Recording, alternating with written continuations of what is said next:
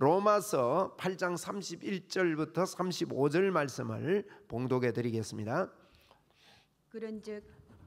그런즉 이 일에 대하여 우리가 무슨 말하리요?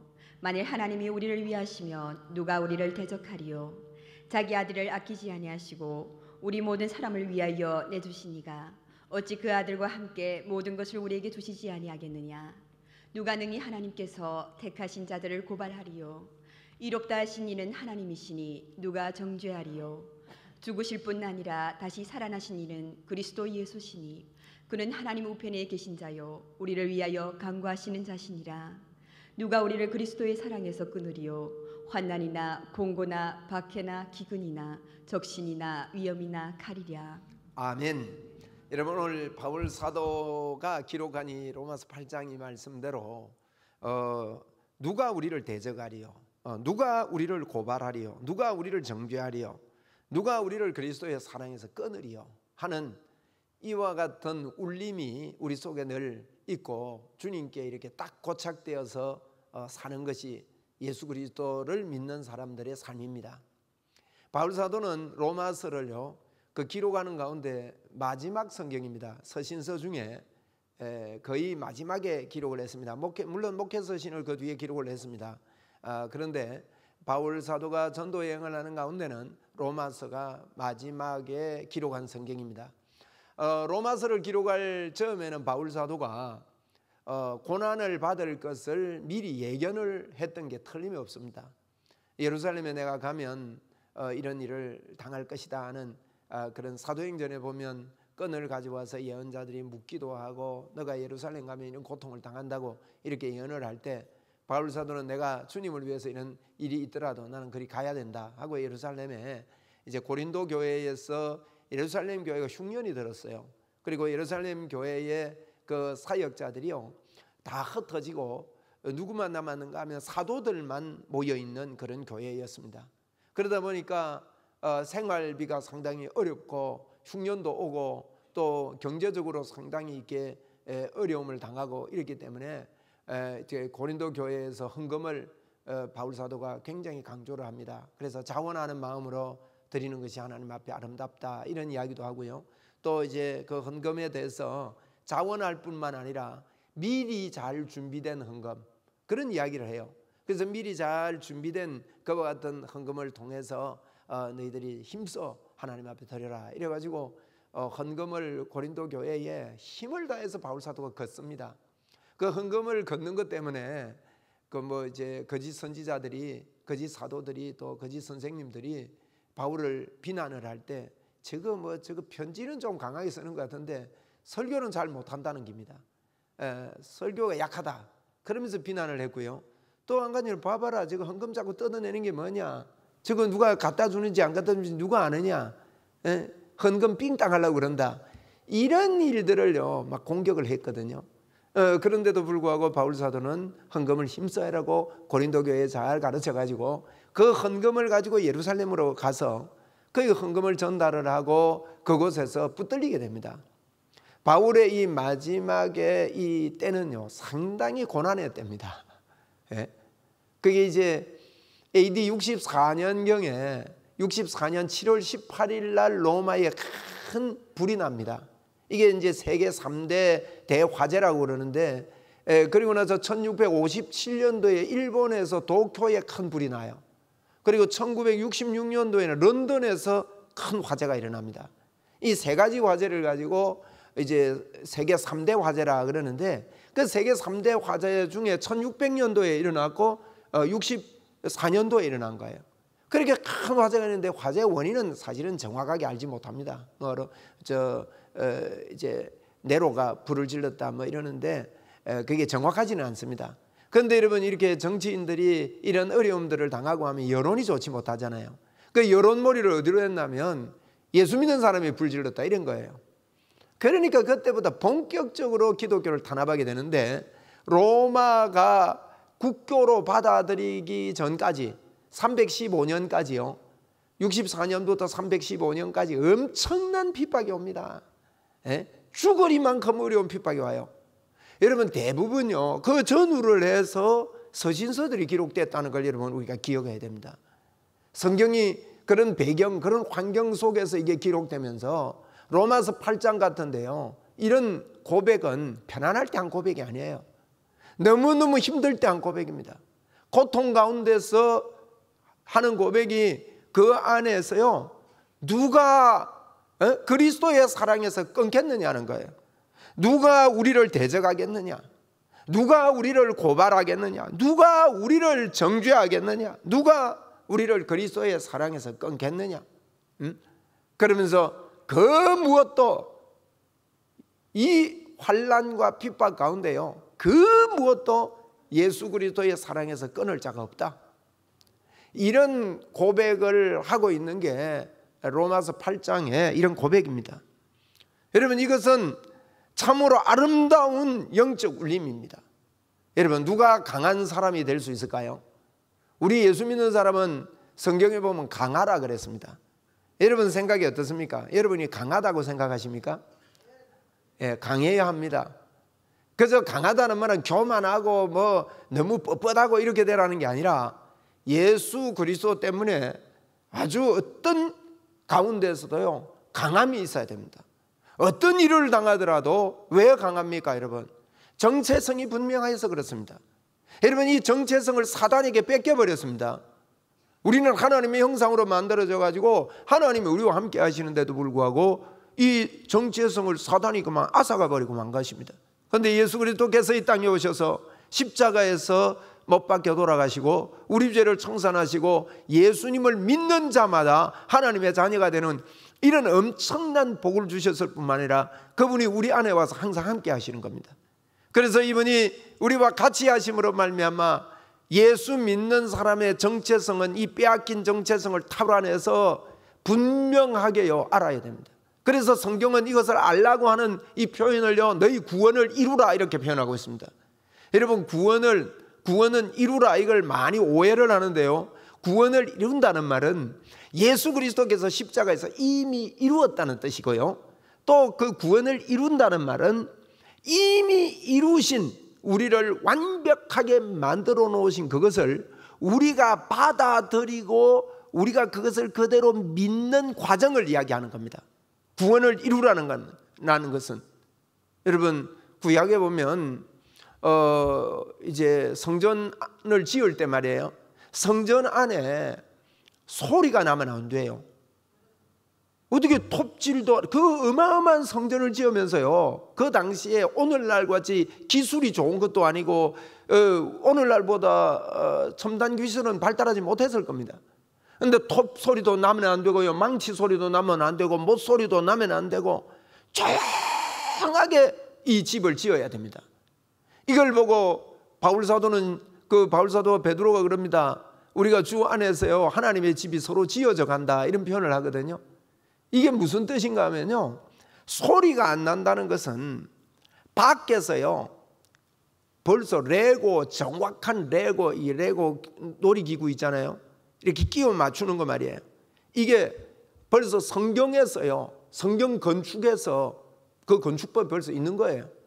앞으로 건축법은 현장에서 짓는 것보다 공장에서 찍어내서 와서 갖다 붙이는 건축법이 이제 대세가 될 것입니다. 그렇게 되면 우리 일반인들도 왜 뭘 사가지고 이렇게 레고처럼 이렇게 이런 집도 만들고 저런 집도 만들 수 있잖아요. 우리 일반인들도 그걸 요청을 해서 기술자를 불러가지고 우리가 이렇게 마음대로 지을 수 있는 겁니다. 이거 조립을 하니까. 여러분, 성전이 바로 그렇게 지었습니다. 밖에서요, 완벽하게 다 만들어 와요. 밖에서 소리가 다 나는 거예요. 그리고는 와서는요, 소리 없이 그대로 딱 끼워 맞추는 겁니다. 이게 구원을 이루는 겁니다. 우리가 주님과 함께 지어져 간다, 이 말은요, 우리를 깎고 막 거기서 깎아내고 우리를 막 이렇게 새롭게 하고, 그게 아니에요. 이 성전 지을 때는요, 이미 예수 그리스도의 십자가에서 주님이 다 고난 당하시고 그게 성취된 저희들을 예수 그리스도와 함께 그 안에 있는 줄 알고 딱 갖다가 살짝 딱 끼워 맞추기만 하면 돼요. 그러면은 완벽한 성전이 된다, 이 말입니다. 그 소리를 내면 안 됩니다. 우리의 힘이 아니다는 거예요. 이미 다 만들어 놓았어요. 십자가에서 시끄럽고 두드리고 찔리고 매 맞고 피 흘리시고 우리를요 완벽하게 만든 그것을 믿음으로 주 예수 그리스도와 함께 딱 끼워 맞춰서 성전으로 지어져 가는 것. 이것이 우리가 이 땅을 살면서, 다른 말로 말하면 우리는 이미 영화롭게 된 자입니다. 영화롭게 된 자인데, 영화롭게 됐다는 것은요 천국 가면 그게 100%의 영화가 우리가 깨달아지는데, 그 영화가 깨달아지는 순간 우리는 영원한 찬양을 할 수 있는 힘이 생겨버려요. 그래서 천국은요 뭐 우리가 찬양해야지 이렇게 생각을 안 해도 그 에너지가 자고 일어나면 숨 쉬고 있는 것처럼, 건강한 사람은 숨을 저절로 쉬는 것처럼 하나님 앞에 감사와 감격으로 사는 게 천국이란 말이에요. 그럼 이 땅에서 저희들이 성화의 과정을 밟는 것은 우리의 어떤 얄팍한 도덕적인 어떤 모습이 변화되는 게 아니라요, 예수 그리스도 그분이 우리에게 이루신 이것을 완벽하게 자꾸 더 발견하는 것입니다. 그걸 발견하면 오늘 이런 고백이 나옵니다. 이걸 보고 정체성이라 그럽니다. 여러분, 이 정체성은 사람들이요 대부분 세상의 정체성은 자기가 자기를 보는 정체성으로 삽니다. 또 남이 나를 봐주는 정체성으로 삽니다.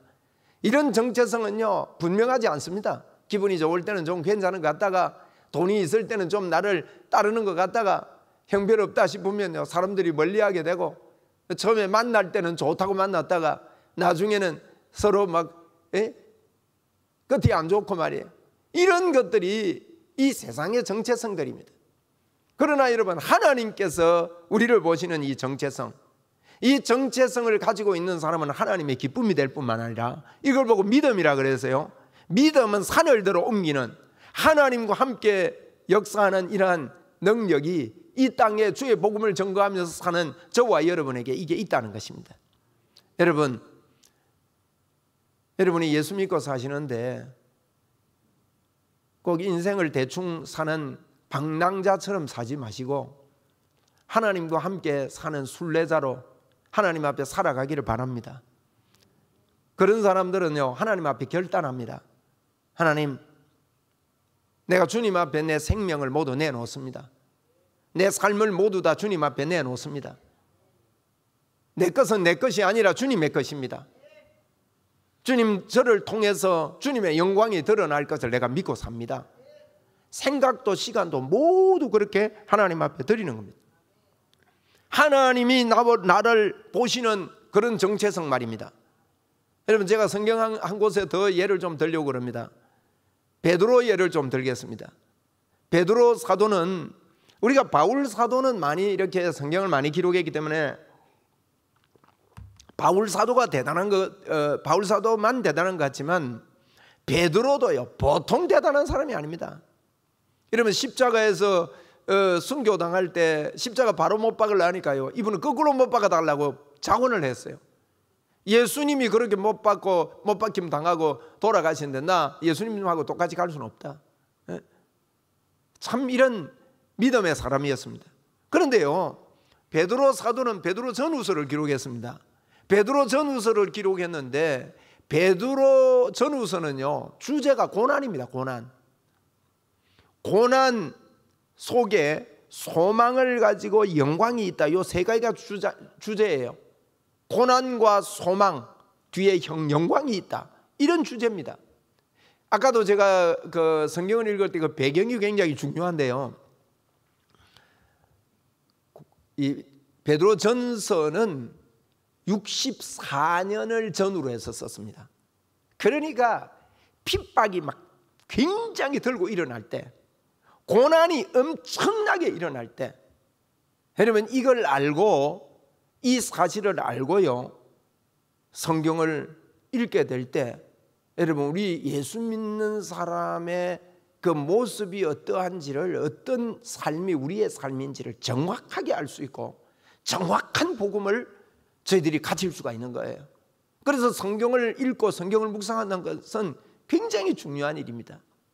우리 그 베드로전서 1장 1절을 제가 좀 읽어드리겠습니다. 한번 읽어주세요.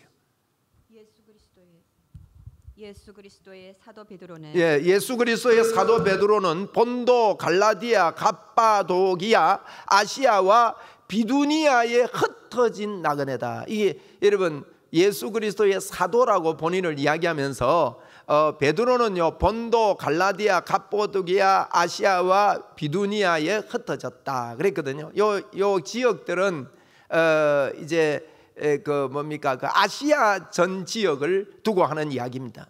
그래서 여기에 흩어진 나그네다 그랬는데 제가 지도를 좀 띄우라 그랬는데 지도를 안 띄우시네. 띄웠어요? 나는 안 떠네 이게. 오 그렇구나. 여기 지도 보니까 나오죠. 지도에 이제 여기 본도, 갈라디아, 갑바도기아. 여러분 눈으로 한번 보세요. 본도, 갈라디아, 갑바도기아, 아시아, 비두니아 이렇게 이야기를 했거든요. 이렇게 여기에 흩어진 사람들이라는 거예요. 이 왜 흩어졌느냐? 너무너무 핍박이 심해가지고 이 흩어진 거예요. 흩어졌다는 말은요 헬라어로 디아스포라 여러분 들어보셨죠? 디아스포라 이 말은요 흩어 뿌렸다 이 말입니다. 이거는 그 스스로가 능동이 아니에요. 수동이에요. 흩어진 이 말은요 일부러 흩어 뿌린 거예요. 누가 뿌렸어요? 하나님께서 뿌리신 거예요. 일부러.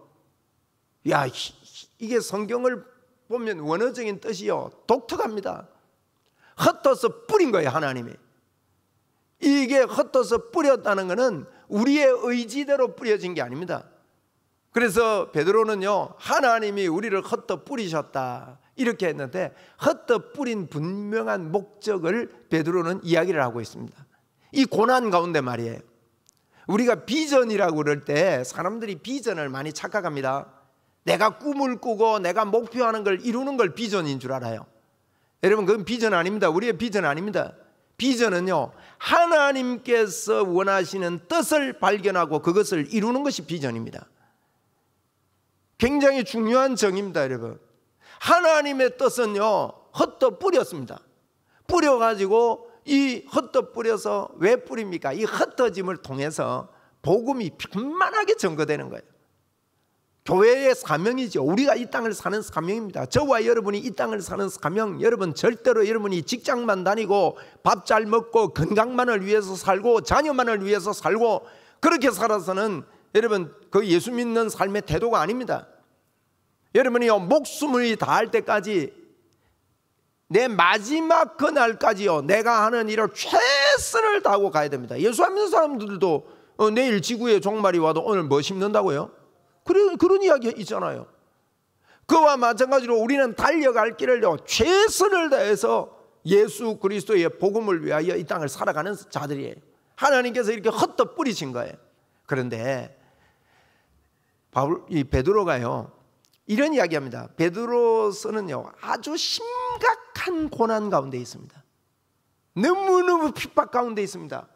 그런데 이 성경을 보면요 핍박하고 관계없는 이야기를 해요. 무슨 이야기를 하는가 하면 산 소망이 있다고 이야기합니다.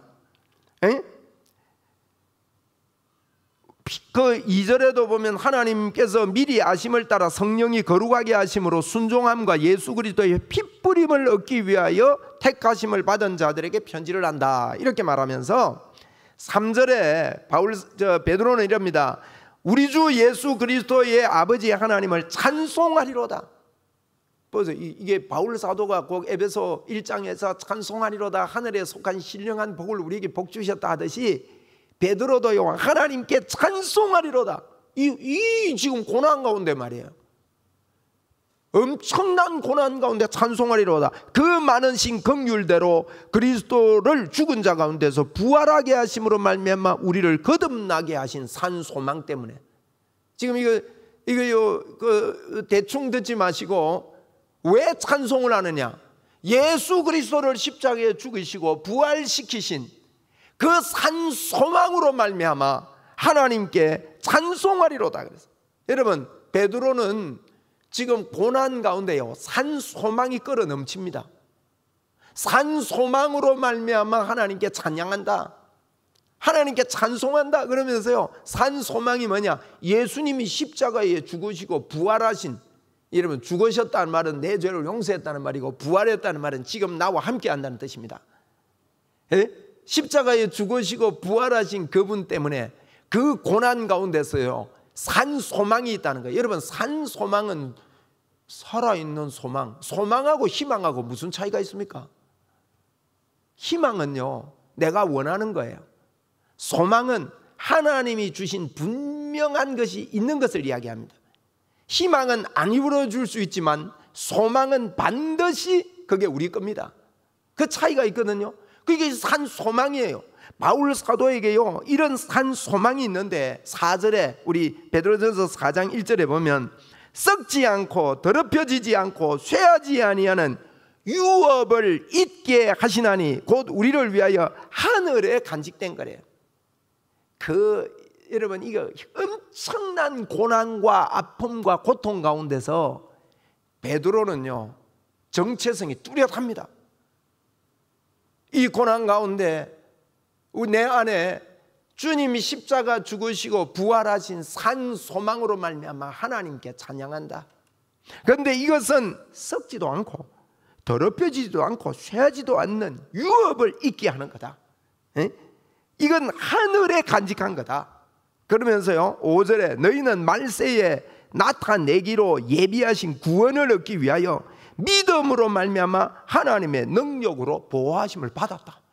여러분, 지금 이 편지를 쓰는 이 시기는 어마어마한 핍박과 환난과 역경이 있는 때입니다. 그때에 베드로가 가지고 있는 그 중심의 정체성이 뭔가 하면요, 믿음으로 말미암아 하나님의 능력으로 보호하심을 받았느니라 그랬어요. 한번 우리 따라해 봅시다. 보호하심을 받았느니라. 이 사람들이요, 육적으로 보면 이게 무슨 말인지 이해가 안 됩니다. 지금 고통을 당하고 있는데, 고난을 당하고 있는데요, 여러분, 왜 우리가 이런 그 로마가 핍박했던 그런 엄청난 핍박 속에 사람들이, 초대교회 사람들이 살도록 하나님께서 그 시대를 살도록 하셨습니까? 천국 가면 아무 고통이 없는데 말입니다. 왜 고난과 역경 속에 살도록 하셨냐 이 말이에요. 여러분, 이 땅은요, 왜 고난과 역경이 옵니까?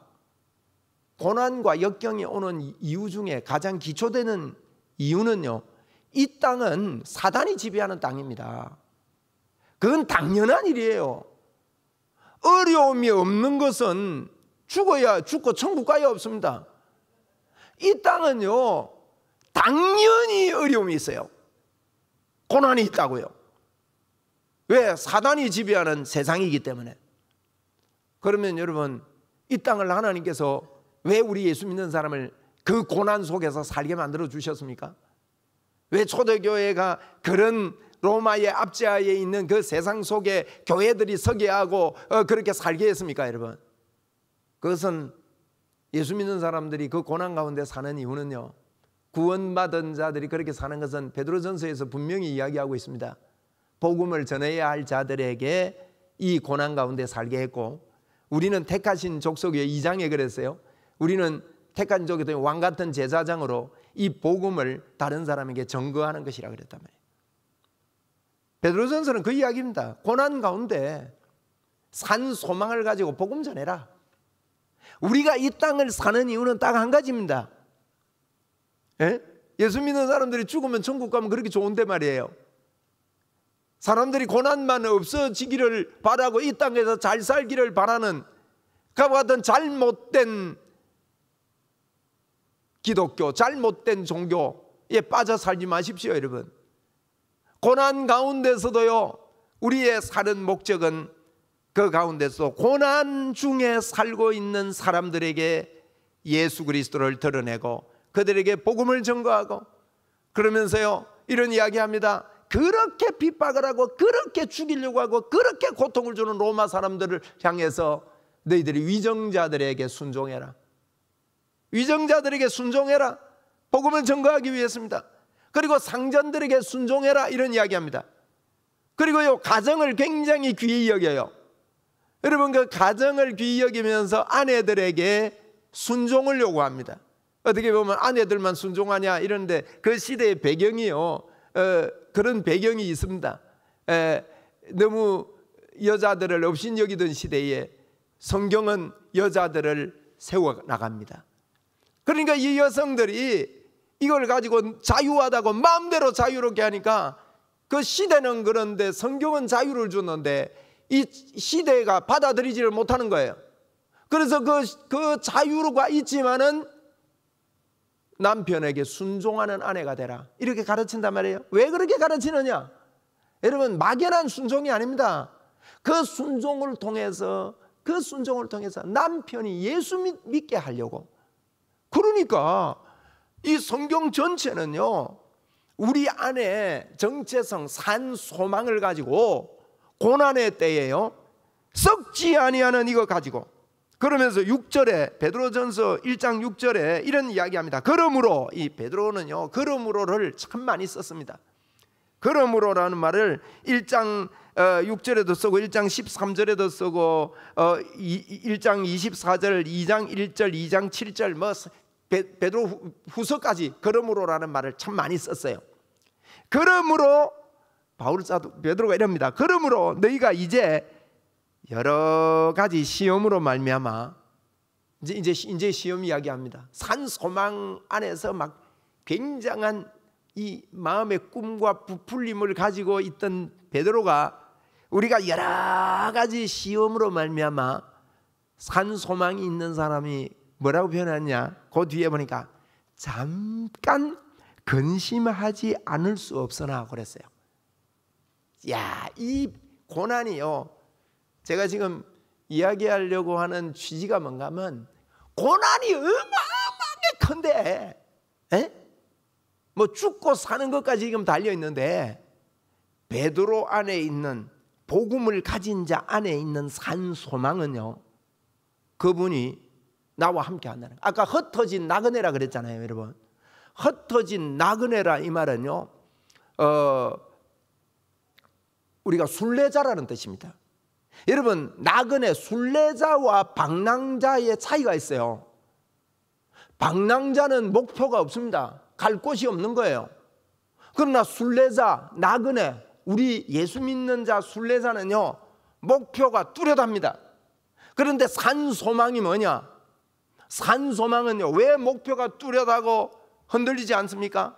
지금 우리가 당하는 여러 가지 시험이 잠깐 근심하게 되지 않을 수 없으나 시험을요, 고난을요, 조그마한 걸로 보는 거예요. 저는 이 성경이면서 그렇게 느껴졌어요.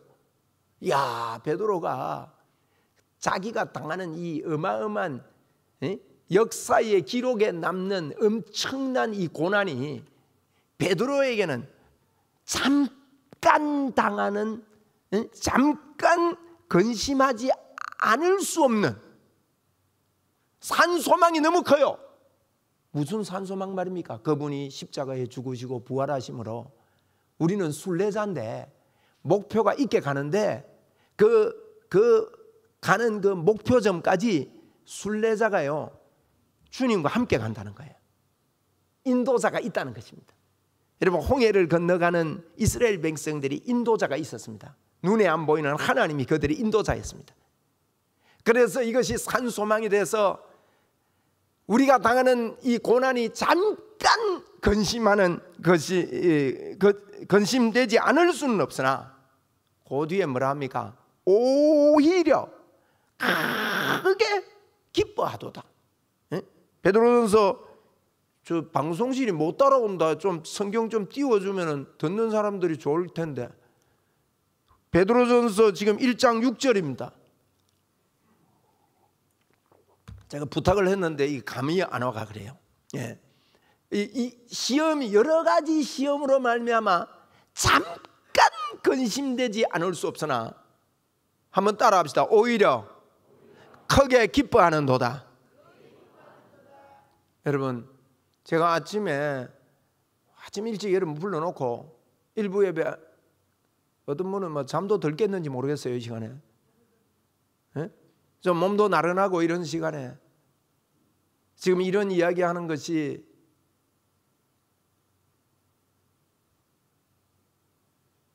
여러분에게요, 생명의 소망으로 닿았으면 좋겠습니다.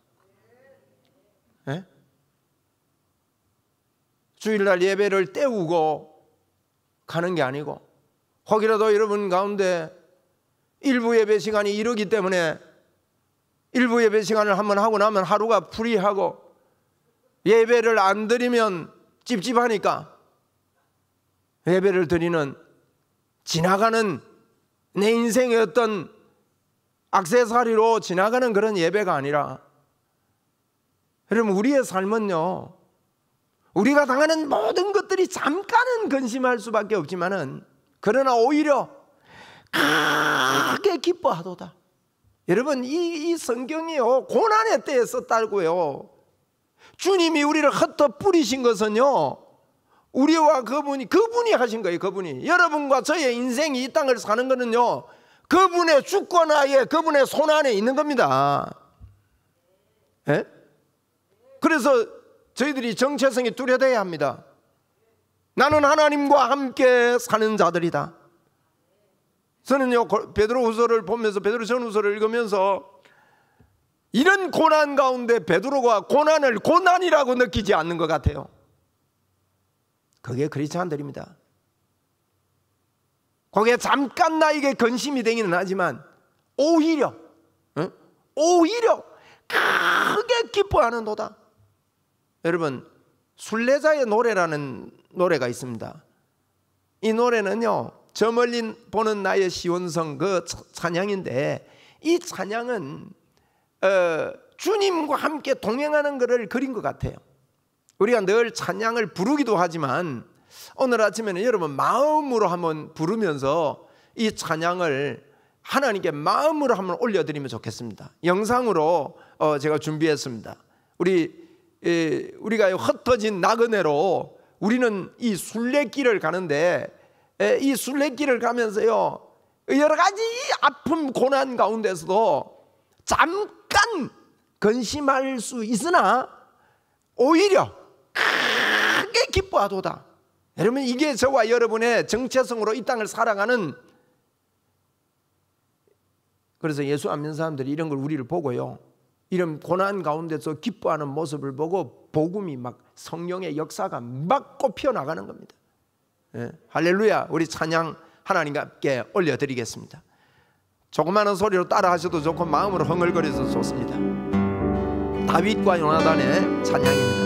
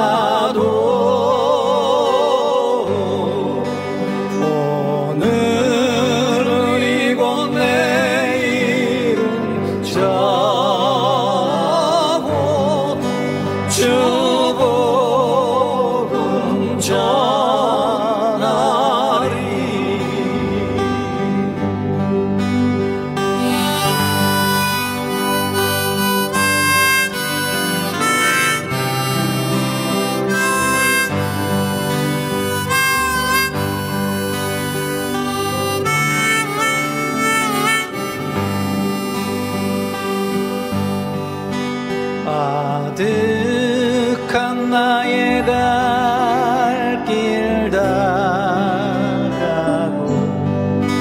저 동산에서 편히 쉴 때 내 고생하는 모든 일들 주께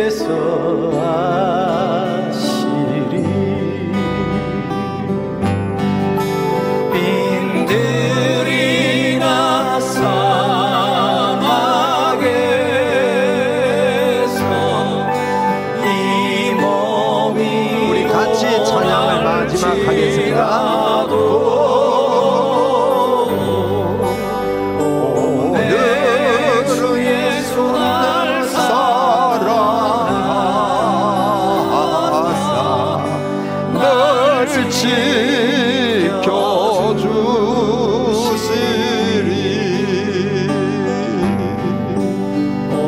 내 주 예수 날 사랑하사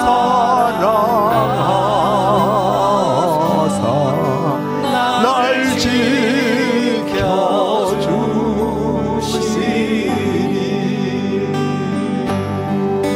날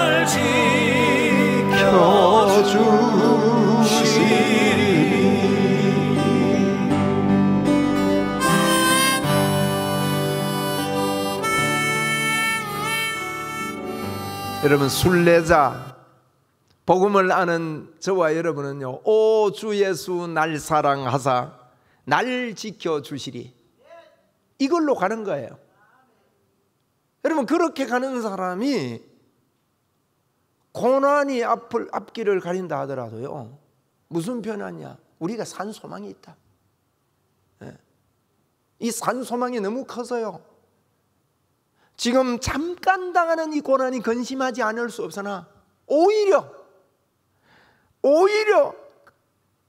크게 기뻐하도다. 왜 크게 기뻐하느냐? 너희 믿음의 확실함은 불로 연단하여도 없어질 금보다 더 귀하다는 거예요. 야, 너희 믿음의 확실함이요, 불로 연단하여 없어질 금보다 더 귀하대요. 불로 연단하면 금만 나오잖아요. 그렇게 나오는 금보다 더 귀하여 그리스도께서 나타나실 때에 칭찬과 영광과 존귀를 얻게 할 것이라. 예수를 너희가 보지 못하였으나 사랑하는도다. 이제 보지 못하고 보다나 믿고 말할 수 있는 영광스러운 즐거움을 기뻐하도다 하면서, 베드로 사도는요, 이 고난에 대한, 이 얼른 읽으면요, 단순하게 고난은 참아야지, 고난이 우리를 연단시키고 우리를 뭐 튼튼하게 만들어, 물론 그렇습니다. 그 하나님이 우리를 더 강하게 만들어서 복음 전가하게 하기 위한 수단입니다만은, 베드로전서는 우리가 고난을 통해서 연단받고 더 강해진다 이야기하는 게 아닙니다. 무슨 이야기냐? 이 고난 가운데 우리에게 산 소망이 있다는 거예요. 예수 그리스도의 산 소망, 이거는 누가 우리를 대적하리요? 누가 우리를 고발하리요? 누가 우리를 정죄하리요? 누가 우리를 그리스도 예수의 사랑에서 끊으리요? 여러분, 이런 정체성이 있고 이런 정체성을 탈환한 사람은요, 그가 하나님의 의가 되어서 하나님과 함께 동행함을 알고 이 땅을 주의 복음을 위해서 하나 돼가지고 헌신하며 최선을 다해 사는 사람이 됩니다. 복음을 회복하고 내 어린 양이 어디 있나? 하나님이 날 구원해 주셨는데 내가 돌아볼 양들이 어디 있는가? 이 양을 치고 양을 돌아보는, 이런데 눈이 열려져서 여러 가지 어려움 속에 그 어려움에 휘둘려서 살지 아니하고, 저는 예수 믿는 사람들이요, 너무 현실에 휘둘려 사는 것 같아요. 내 개인의 생각에 휘둘려 살고, 어떤 환경에 휘둘려 살고, 어떤 여건에 휘둘려 살아요. 여러분, 예수 그리스도가 함께 있다는 분명한 정체성을 가진 사람은 그 휘둘림 속에요, 내가 잠깐 근심하지 않을 수 없으나, 잠깐 근심하는 거, 아주 제가 이거 보면서요, 성경을 읽는데, 야, 주님 맞습니다. 주님이 너무 크신 분인데, 우리가 당하는 여러 가지 일들은 잠깐 근심하지 아니할 수 없으나, 오히려 그 산 소망 때문에, 산 소망에 오히려 더 크게 기뻐한다. 그리고 우리의 믿음의 확실함이 불로 연단하여 없어질 금보다 더 귀하다. 내가 가진 것이 불로 아무리 연단해봐라 더 귀한 게 나온다. 고난 가운데 고난을 주고 핍박을 하던 그들에게 여러분, 그래서 사자의 밥이 되면서도 지금이라도 너가 예수님을 거부하면 살려주겠다. 내가 86년 동안 한 번도 주님이 나를 거부하지 않았었는데 내가 어떻게 지금 거부할 수 있겠노라고. 그럴 수 없다고 사자의 밥이 되어가면서 주 불로 연단하는 이것이요, 없어질 것보다 더 귀해서 예수 그리스도께서 나타나실 때 칭찬과 영광과 존귀가 되는 이와 같은 이 정체성을 가지고 사는 삶이 예수 믿는 삶입니다. 그래서 우리는요, 하나님 앞에 헌신할 수 있고 생명을 다 바칠 수 있고 하나님 앞에 도전적인 삶을 살 수가 있는 것입니다. 우리는 이 땅을 점과 같이 지나가는 이 세상을 만을 바라보고 사는 자들이 아닙니다. 저와 여러분은 순례자로서, 나그네로서 순례자로서 영원한 천국을 주님이 나와 동행하고 그 목표까지 가는 그런 하나님의 자녀, 고아가 아니잖아요. 그분이 책임지시지 않습니까? 그분이 함께 하시지 않습니까? 이런 분명한 정체성이 있는 이 사람은요, 뚜렷하게 삽니다. 내 영은 하나님의 영이 된 것을 알고, 나는 이 땅에 베드로 사도가 이야기한 대로 택하신 족속의 왕같은 제사장이요 거룩한 나라인데, 이 어두운 데서 나를 불러내어 이 기이한 빛에 들어가게 하신 이 아름다운 덕을 선포하고 선전하려고 하나님이 나를 불렀다.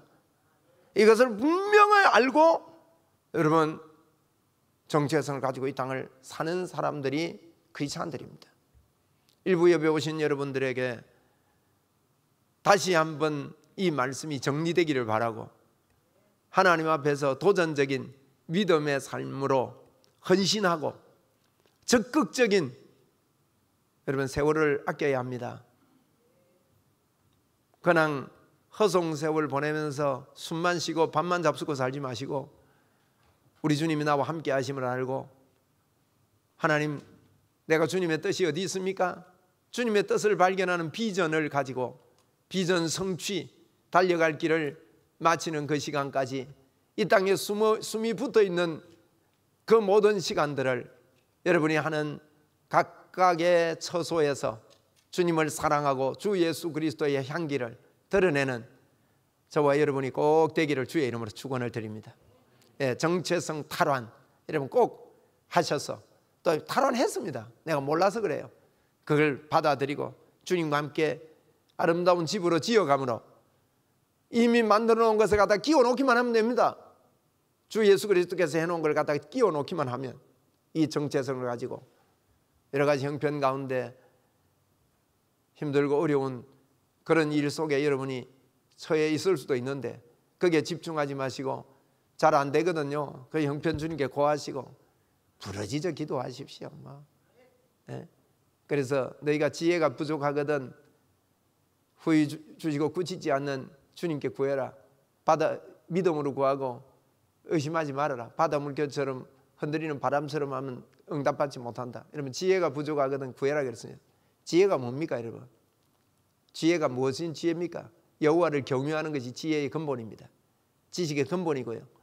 하나님을 경외하는 이 마음이 우리에게 없을 때 그대로 놔두면 안 된다는 뜻이에요. 하나님 앞에 믿음으로 부르짖어 기도하면 틀림없이 하나님 우리에게 믿음을 주시고 성령으로 도와주시는데, 그런 일들을 안 하는 크리스찬들은 예수 믿는다고 할 수가 없는 것이죠. 예수 믿으시고 믿음으로 하나님 앞에 부르짖어 하나님께서 우리에게 주신 이 지혜가 여러분에게 충만하고 정체성이 넘쳐남으로 도도한 인생을 이 땅에 살면서 주의 복음 전가하는 저와 여러분 꼭 되기를 이 아침에 다시 한번 축원을 드립니다. 우리 찬송 드리겠습니다. 찬송 353장 찬송 하나님께 올려드리겠습니다. 입을 벌려서 우리 힘써 하나님께 찬양합시다.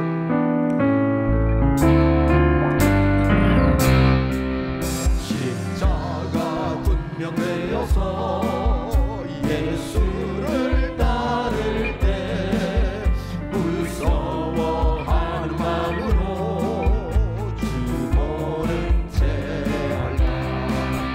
나 예수 그리스도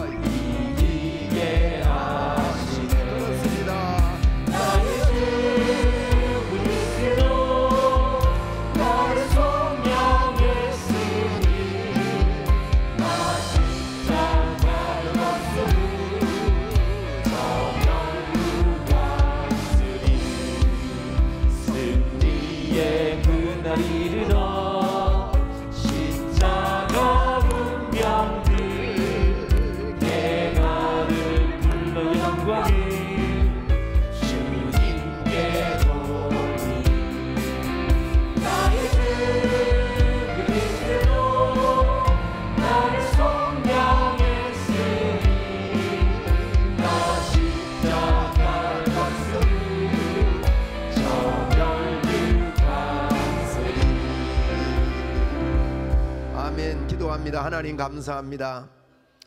오늘도 우리에게 십자가에서 주 예수 그리스도께서 죽으심으로 말미암아 우리에게 분명한 정체성을 탈환해 주시고 회복시켜 주셨음을 감사합니다. 하나님 아버지, 예수를 만난 자들의 글을 볼 때, 주님이여 하나님의 말씀을 볼 때 참으로 주 예수 그리스도가 그의 생명이며 인생의 모든 것인 것을 알 수 있습니다. 우리도 그렇게 살겠습니다. 주여, 이 정체성을 가지고 믿음으로 이 땅을 도도하게 살며 주의 복음을 증거하는 증거자로 살며 하나님 앞에 헌신하며 충성되이 살겠사오니 우리의 남은 생애를 주님께서 역사하시고 성령으로 더욱더 충만케 하여 주옵소서. 주님의 나라 주의 도성에 가는 날까지 주님이 우리를 친히 인도하실 줄 믿습니다. 감사합니다. 주께 영광을 올려드리고 주님과 동행하는 믿음의 삶, 감격의 삶, 크게 기뻐하는 귀한 삶을 하나님 앞에 올려드리겠습니다. 우리 하나님께서 이런 마음을 갖고 주님을 섬기는 모든 주의 종들에게 하늘문을 활짝 열어 주시옵소서. 귀한 예물 하나님 앞에 올려드려사오니 이물질 쓰이는 곳곳마다 하나님의 역사가 있게 하시고 주 예수 그리스도의 이름으로 선포하는 곳곳마다 귀신이 떠나가고 더러운 질병들이 떠나갈 것을 믿습니다. 이 시간에도 머리부터 발끝까지 예수 그리스도의 이름으로 명하노니 더러운 질병들이 떠나가고 성령으로 충만하게 될지어다. 감사합니다. 예수님 이름으로 기도드리옵나이다. 아멘. 우리 주 예수 그리스도의 은혜와 하나님의 무한하신 사랑과 성령님의 교제, 교통, 충만하심의 은총이 여기 모인 사랑하는 주의 자녀들 머리 위에 항상 함께 있을지어다. 아멘.